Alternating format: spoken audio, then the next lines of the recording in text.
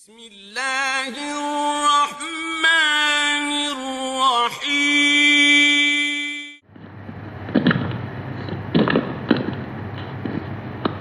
السلام علیکم ورحمۃ اللہ وبرکاتہ۔ بسم اللہ الرحمن الرحیم۔ عن وائل بن حجر رضی اللہ تعالی عنہ قال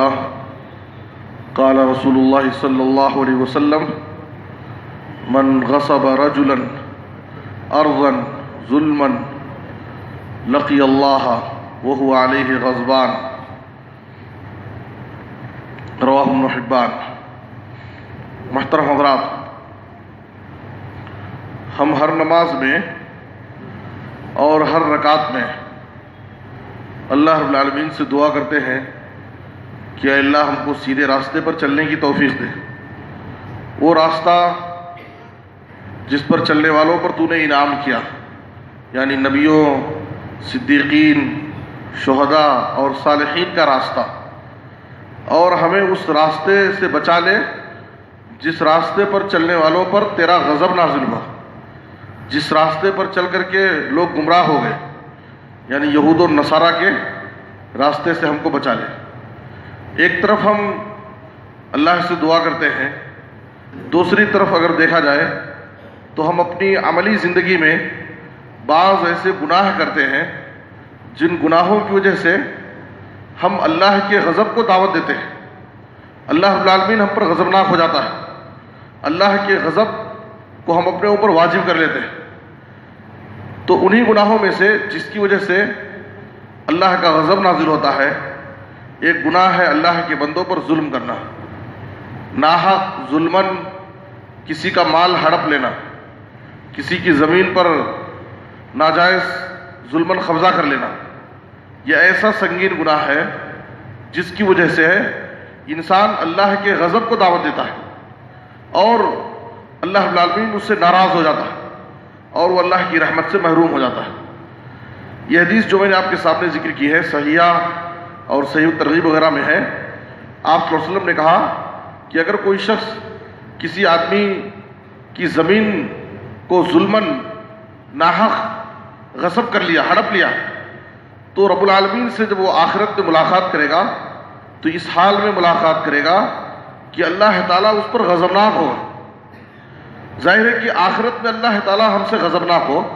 تو اس کا مطلب یہ ہے کہ وہ شخص اللہ کی رحمت سے محروم ہو گیا، جبکہ آخرت کی کامیابی کے لیے، یہاں تک کہ جنت میں جانے کے لیے بھی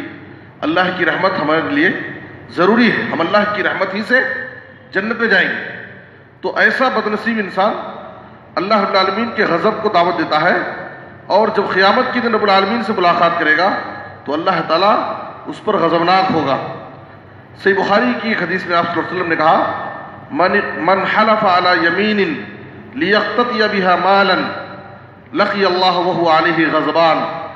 جو شخص جھوٹی قسم کھا کر کے کسی کا مال ہڑپ لیا، جھوٹ بول کر کے، تو قیامت کے دن وہ اللہ رب العالمین سے اس حال میں ملاقات کرے گا کہ اللہ تعالیٰ اس پر غضبناک ہوگا، اللہ تعالیٰ کا غصہ اس پر نازل ہوگا۔ اور صحیح مسلم کی ایک تیسری حدیث کے اندر آپ صلی اللہ علیہ وسلم نے کہا کہ اگر کوئی شخص کسی مسلمان کا ناحق ظلمن ذرہ برابر معمولی مال بھی ہڑپ لیتا ہے، اس کو دبا لیتا ہے، تو اس شخص کے لیے بھی یہی وعید ہے۔ آپ صلی اللہ علیہ وسلم نے کہا صحیح مسلم کی حدیث میں من اقتطع حق امرئ مسلم بیمینہ فقد اوجب اللہ له النار وحرم علیہ الجنہ فقال له رجل وإن كان شيئا يسيرا يا رسول اللہ قال وإن قضيبا من أراك۔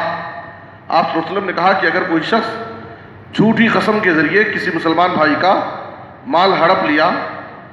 اس کا یہ مطلب نہیں ہے کہ کسی غیر مسلم کا مال جھوٹ بول کر کے، دھوکہ دے کر کے ہڑپ سکتے ہیں۔ حدیث کے اندر جہاں پر مسلم کی یا مومن کی قید لگائی گئی ہے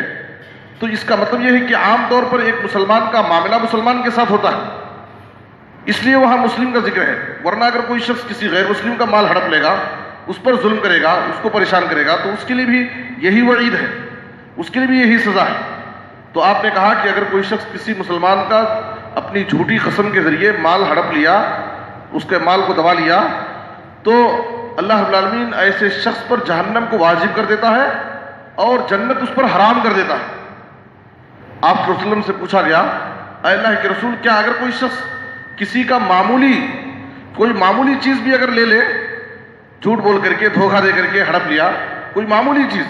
تو کیا اس کے لیے بھی یہی سزا ہے؟ تو آپ صلی اللہ علیہ وسلم نے کہا وَإِن قَضِيبًا مِّنْ أَرَاقٍ، اگرچہ مسواک کی ایک کاڑی ہی کیوں نہ ہو، مسواک کی ایک کاڑی ہی کیوں نہ ہو، ایک معمولی چیز۔ آپ نے کہا کہ اگر کوئی ناجائز طریقے سے کسی کا مال ہڑپ لیا تو اس کے لیے بھی یہی سزا ہے، اللہ تعالیٰ اس شخص پر جہنم کو واجب کر دیتا ہے اور جنت اس پر حرام کر دیتا ہے۔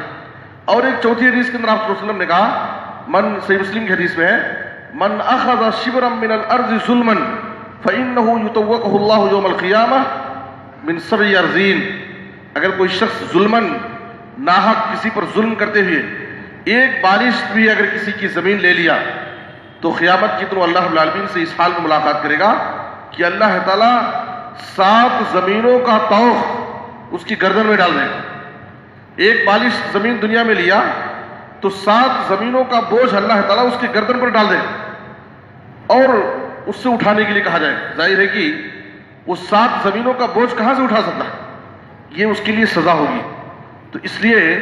دنیا میں انسان مال کی محبت میں، دنیا کی محبت میں، دنیا میں اپنا نام روشن کرنے کے لیے، دنیا کی زندگی کو پرسکون بنانے کے لیے ناحق کسی کا مال لے لیتا ہے، کسی پر ظلم کر بیٹھتا ہے، تجارت میں جھوٹ بول دیتا ہے، دھوکہ دے دیتا ہے۔ حالانکہ اس کی وجہ سے عارضی دنیا میں تو وہ مزے لے لیتا ہے، اس عارضی اور فانی دنیا میں وہ کچھ فائدہ اٹھا سکتا ہے، لیکن جو ابدی اور دائمی زندگی ہوگی، آخرت کی زندگی، جو ہمیشہ کی زندگی ہوگی، اس آخرت کی کامیابی سے وہ محروم ہو جاتا ہے اور اللہ رب العالمین کے غضب کو، اللہ رب العالمین کی ناراضگی کو اپنے لیے واجب کر لیتا ہے۔ اس لیے عقل مندی کی بات یہ ہے کہ دنیا کی زندگی کو ہم آخرت کی فکر کرتے ہوئے اس دنیا کی زندگی کا سفر طے کریں اور ہمیشہ ہماری نظر آخرت پر ہونی چاہیے۔ دنیا میں انسان اگر کچھ تکلیف بھی برداشت کر لے، دنیا میں اگر انسان کی بہت ساری خواہشیں، اس کی آرزویں مکمل نہ ہو تو کوئی بات نہیں ہے، اگر وہ اپنی عبادتوں کے ذریعے، اپنے حسن معاملات کے ذریعے اور انسان اللہ رب العالمین کو راضی کر لیا تو آخرت میں جو اس کو زندگی حاصل ہونے والی ہے وہ دائمی ہوگی، ابدی ہوگی، ہمیشہ کی نعمتیں ہوں گی، اور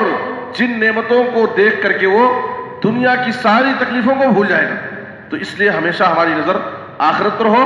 اور دنیا میں اس عارضی اور فانی زندگی کے مزے کو لینے کے لیے، دنیا میں سکون حاصل کرنے کے لیے ہم کسی پر ظلم نہ کریں، کسی کا حق نہ ماریں اور